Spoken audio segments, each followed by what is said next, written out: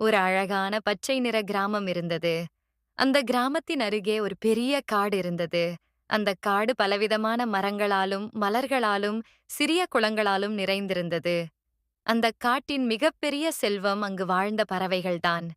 கிளிகள், காகங்கள், குயில்கள், மைனா, சிட்டுக்குருவிகள் என பல வகையான பறவைகள் அங்கு சந்தோஷமாக வாழ்ந்தன.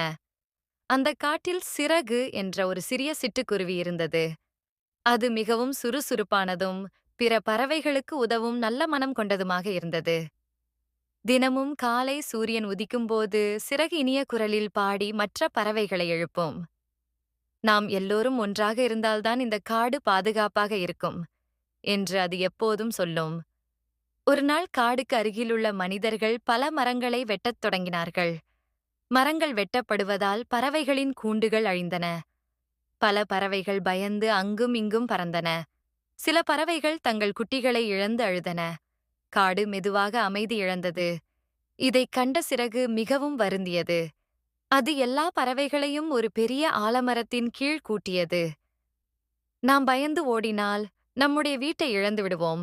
ஒன்றாகச் சேர்ந்து யோசித்தால் தீர்வு கிடைக்கும் என்றது. முதலில் பெரிய காகம் பேசினது. நாம் மனிதர்களிடம் பேச முடியாது, ஆனால் அவர்கள் கவனத்தை ஈர்க்கலாம் என்றது.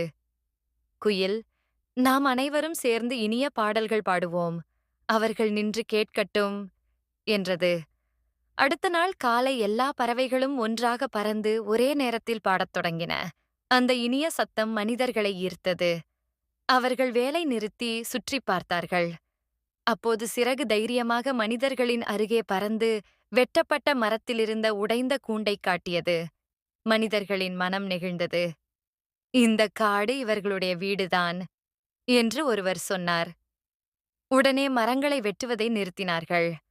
அது மட்டுமல்லாமல் அவர்கள் புதிதாக மரக்கன்றுகளையும் நடத் தொடங்கினார்கள். சிலர் பறவைகளுக்காக மரங்களில் செயற்கை கூண்டுகளையும் கட்டினார்கள். காடு மீண்டும் உயிர் பெற்றது. பறவைகள் சந்தோஷமாக பாடின. சிறகு எல்லா பறவைகளுக்கும் மகிழ்ச்சியுடன் பார்த்தது. அந்த நாளிலிருந்து அந்த காடு பறவைகளின் காடு என்று அழைக்கப்பட்டது. நீதிக்கதை: ஒற்றுமையும் தைரியமும் இருந்தால் பெரிய பிரச்சனைகளுக்கும் நல்ல தீர்வு கிடைக்கும். இயற்கையை பாதுகாப்பது அனைவரின் கடமை.